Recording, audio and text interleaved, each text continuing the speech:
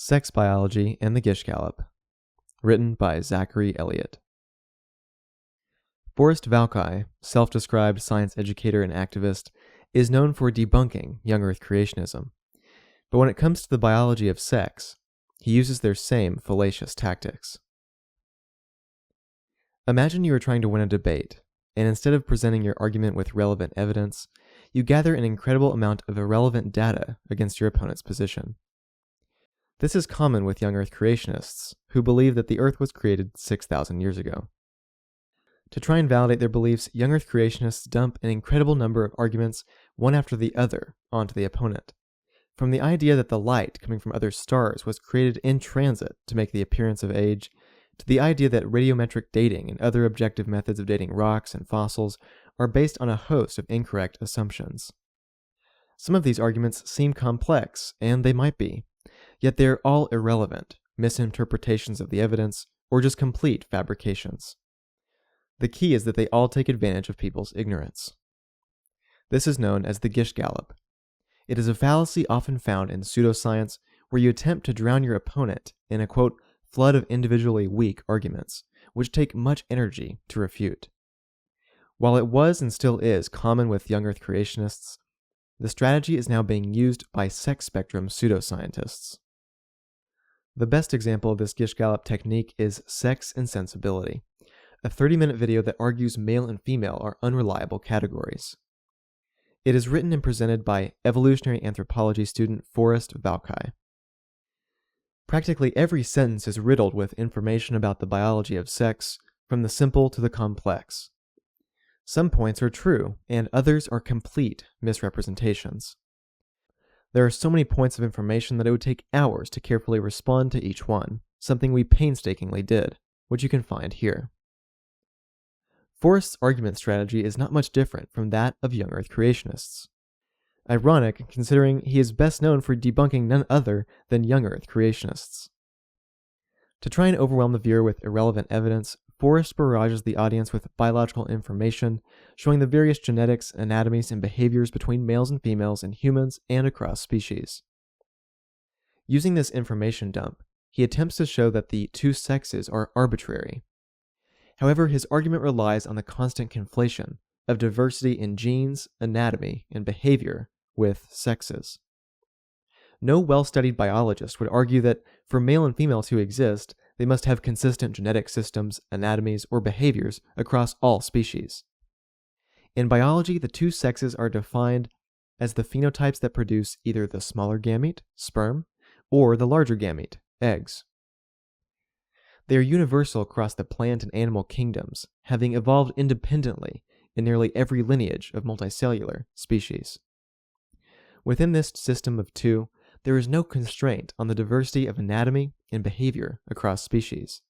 This is the beauty of the binary. Knowing this universal definition is enough to defeat Forrest's Gish Gallop, because it can be correctly applied to all of his examples on the biology of sex. As an educational tool, let's analyze the examples he uses and show how they reinforce the two sexes. I've broken them into 6 categories. 1. Variation in sex allocation. 2. Variation in gamete size. 3. Variation in sex determination mechanisms. 4. Variation in genetic networks. 5. Variation in sex characteristics. And 6. Variation in sexual behavior. 1. Variation in sex allocation. Sex allocation is the optimal allocation of male and female sexes to organisms, whether they are composed in the same individual or in separate individuals, and whether the proportion of males versus females is higher, lower, or equal. The exact form of this allocation depends on the species and the environment. Forrest argues that the definition of sex is unreliable because of this diversity in sex allocation, that they can be composed in so many ways across species. He uses examples known as dioecious, monoecious, simultaneous hermaphroditism, and sequential hermaphroditism. Dioecious. This applies to a male-female sexual system in plants where individual plants are either male or female. This means that one plant will have all female flowers or all male flowers. Monoecious. Forrest claims that monoecious refers to species with one sex, but this is wrong. Monoecious describes sexual systems in plants where a single plant has separate male and female flowers. It does not mean one sex. It means two sexes on one plant. In other words, the individual plant has two sexes. This is where he shows that he misunderstands the meaning of dioecious and monoecious. The suffix ecious describes the arrangement of sexual organs. And so dioecious means that the sexual organs are separated into two different individuals. Females in one individual plant and males on another individual plant. Monoecious means separate male and female flowers on one plant.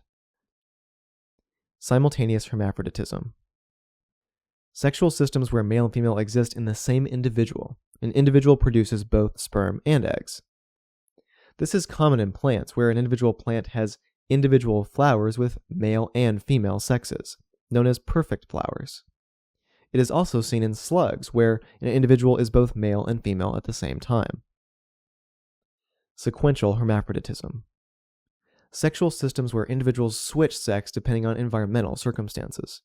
One example of this is the clownfish. They are all born male, but can switch to female if there is an absence of a female in the environment.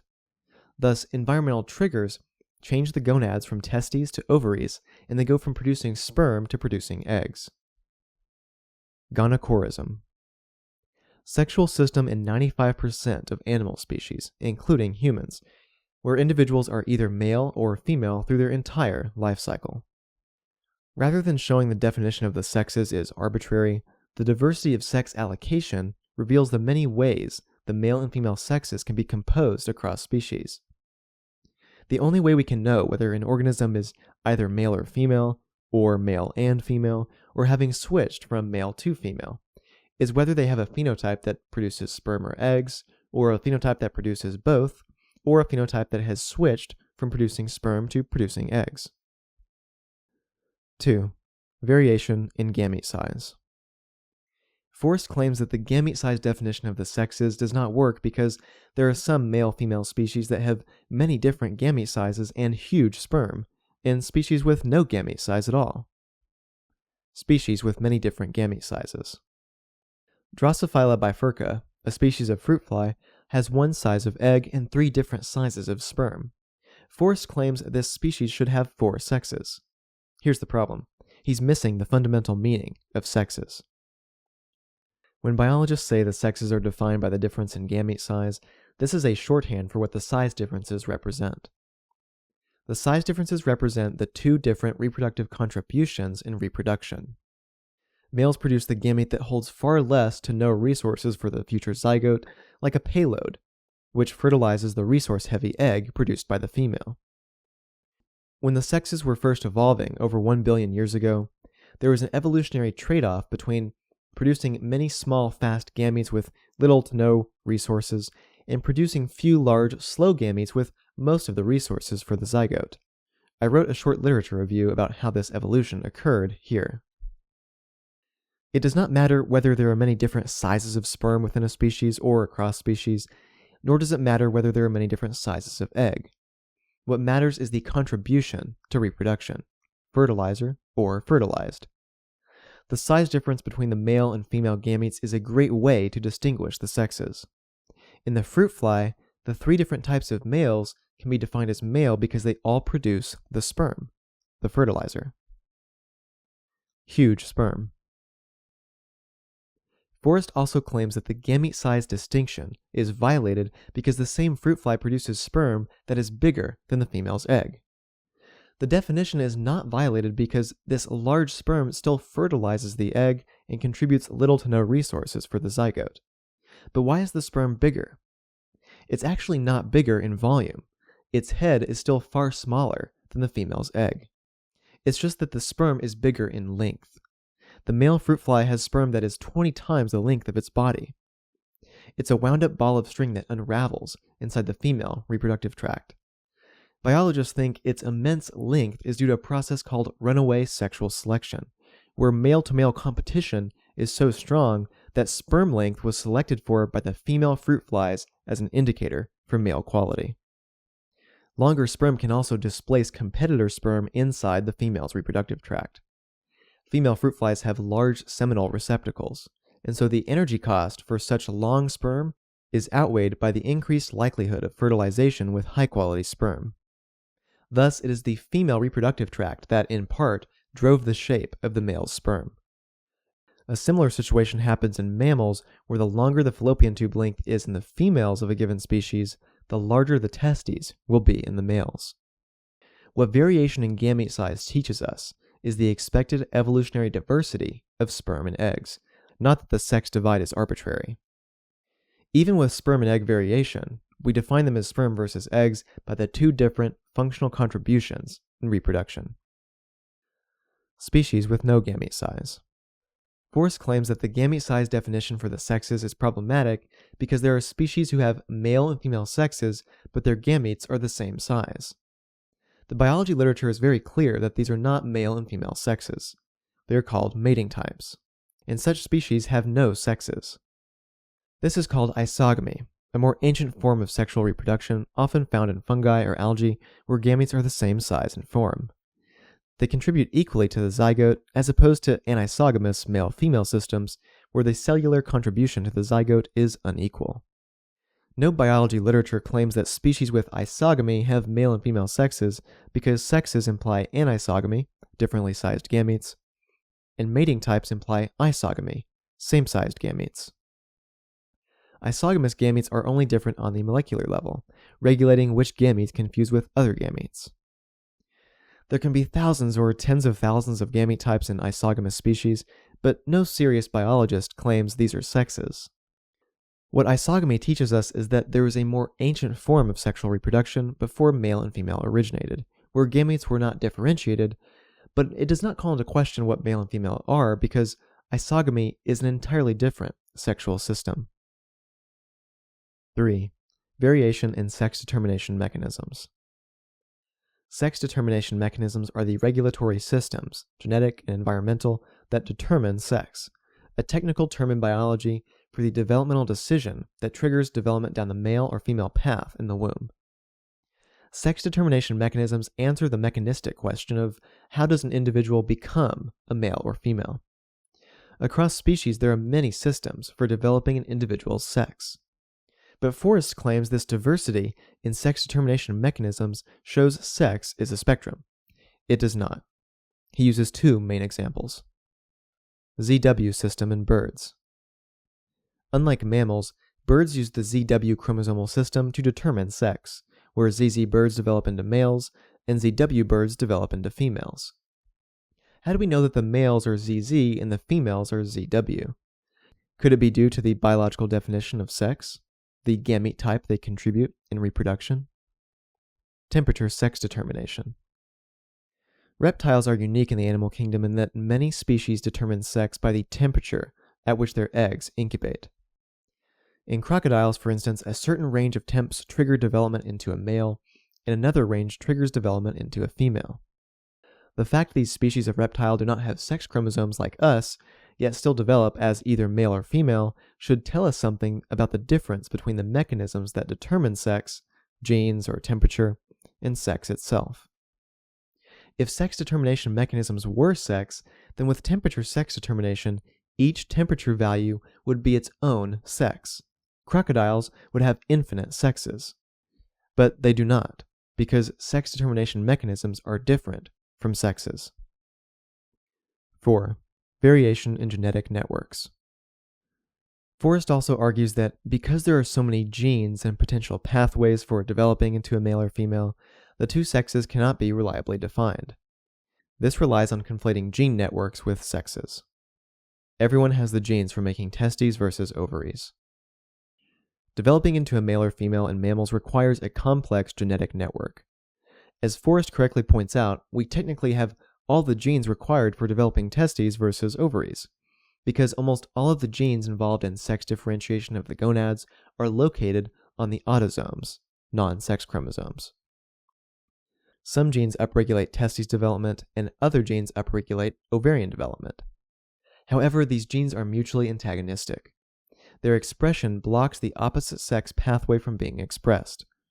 This means that the male-making genes suppress female-making genes, and female-making genes suppress male-making genes. For example, the SRY gene on the male Y chromosome upregulates SOX9, which differentiates the gonads into testes. The upregulation of SOX9 then inhibits female-making genes like WNT4 from being expressed. With the exception of certain developmental disorders, females do not have the SRY gene, and so WNT4 is able to suppress SOX9 and ovaries develop. The purpose of this mutually antagonistic system is to ensure that both genetic networks do not activate at the same time, which would most often result in infertility. Sex reversal in mice. Forrest uses experimental genetic tests on XX and XY mice where researchers removed or added sex-determining genes during embryonic development, resulting in a phenomenon called sex reversal. Sex reversal occurs when the sexual trajectory of the gonad is changed to the opposing pathway, switching the sexual phenotype of the organism from what is expected by their chromosomes. For example, XX mice with loss of WNT4 and FOXL2 developed into males, and XY female mice without the upregulation of SOX9 developed into females. This happened during the critical window of gonadal differentiation before it is fully established, not after. But how do we define the sex of these XX males and XY female mice? Answer: by their gonad gamete type. Gametes differentiate according to the gonad tissue environment, not the chromosomes. This is one reason why the sexes are defined by their role in reproduction, not by chromosomes. These examples of sex reversal in embryonic mice reveal the genetic mechanisms that control male and female development. They simply reinforce the two sexes. Without genetic tests, we have no idea where we land. Forrest claims that without having your chromosomes tested or your genes analyzed, we have no idea where each of us land when it comes to our sex. This is not true. Karyotype studies have been conducted on tens of thousands of newborns across different decades, showing repeatedly that a person's sexual phenotype, their reproductive system, matches with what is expected from their chromosomes.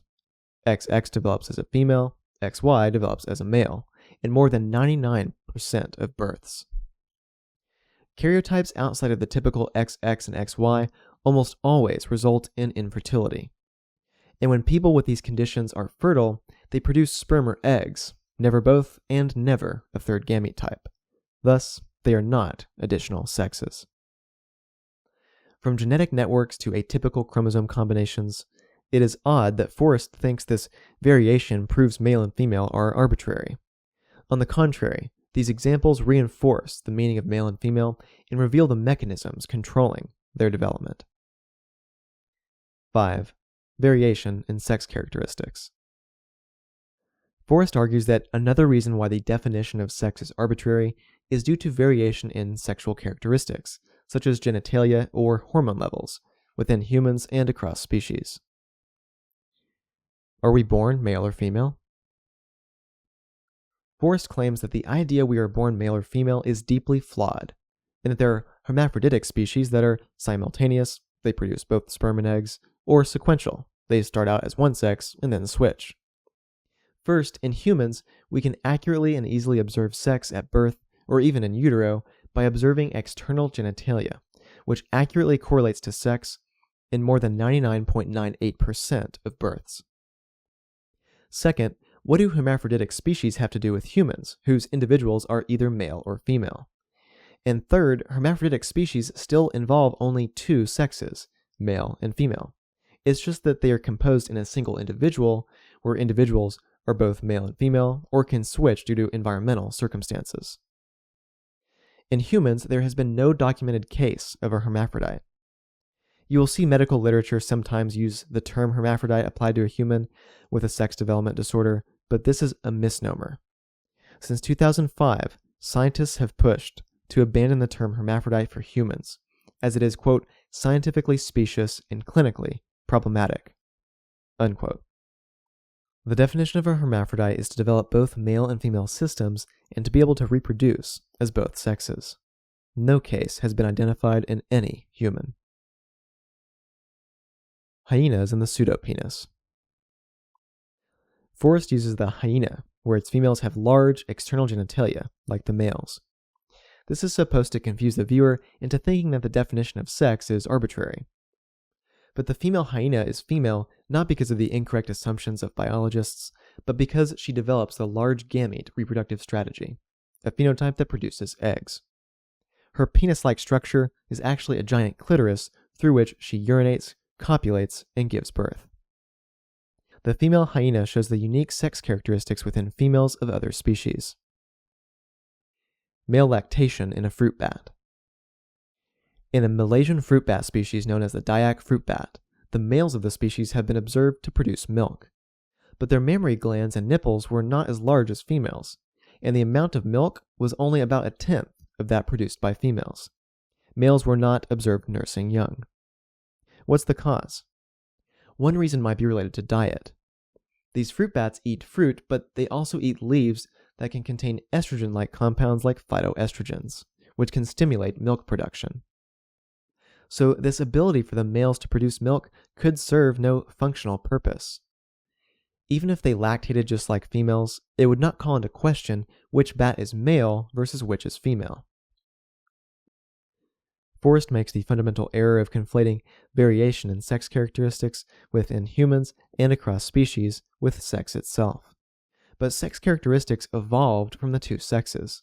They are byproducts of the two sexes, not examples beyond them. 6. Variation in sexual behavior. The last major category Forrest uses is variation in sexual behavior. He dumps on the viewer many cool and interesting examples of unique behavior across the animal kingdom and attempts to use this evidence that the male-female distinction is arbitrary. Seahorse reproduction. One major example Forrest uses is the unique reproductive biology of seahorses.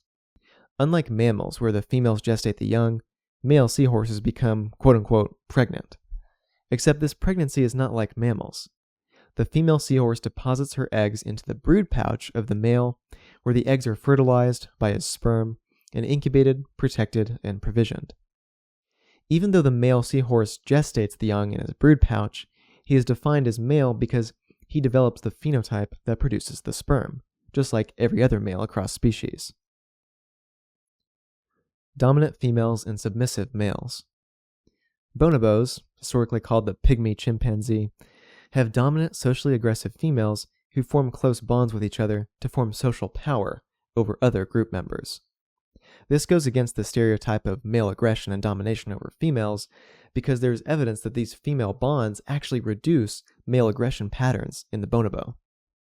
Despite their unique sexual behavior, we define the bonobos as male or female by the phenotypes that produce sperm or eggs. Males building nests, females getting the food. In birds, it is common for the male to build the nest. There are many different techniques for nest building across avians. Its ultimate purpose is to provide protection against environmental stress and predation, which can also reduce offspring mortality and the need for parental care. Female birds have been sexually selected to seek out males with excellent nest building skills. For example, in the common goby, whose males build nests underneath mussel shells by excavating a sand cavity. Females prefer males with larger nests and solid sand ceilings. We do not define these individuals as male or female based on their sexual behavior. We define them based on the biological definition of sex, the phenotype that produces sperm or eggs. It is odd that Forrest thinks variation in sexual behavior across species is evidence that the male-female distinction is arbitrary. Instead of showing that male and female sexes are social constructs, the wide variation in sexual behavior reveals the beautiful diversity within males and females, something Forrest should appreciate if he truly wants to eliminate sex-based stereotypes and arbitrary social expectations for the two sexes. Conflation of diversity with sexes. Ultimately, Forrest's constant theme throughout his 30-minute video is the conflation of diversity within male and female with male and female themselves. He uses this treasure trove of biological facts about the diversity of sex-related traits across species and within humans as evidence that male and female are somehow arbitrary social constructs, and that the definition does not stand up to scrutiny. But the biological definition of sexes is universal. it applies to every species with male-female sexes, regardless of within-species diversity in sexual behavior, sex characteristics, genetics, or sex allocation. It's not that every point Forrest utilizes is wrong, it's that these many biological facts are used incorrectly, misrepresented, or are completely fabricated. Forrest's Gish Gallop of irrelevant or misleading biological information is meant to confuse and muddy the viewer's knowledge of male and female, not broaden or strengthen it. Just like the young Earth creationists who rely on the reader's ignorance of physics and cosmology to be effective, Forrest Valkai relies on the viewer's ignorance of biology to be effective, which is no fault of their own. It just means they are being taken advantage of by someone who should know better. If Forrest wants to be effective at communicating topics in biology while combating young Earth creationism and its rampant denial of evolution, he should first confront his own. The Paradox Institute produces animated videos, books, articles, and pamphlets on biological sex and sex differences between males and females. We are 100% independently funded. If you like our work, consider making a donation at theparadoxinstitute.com/donate.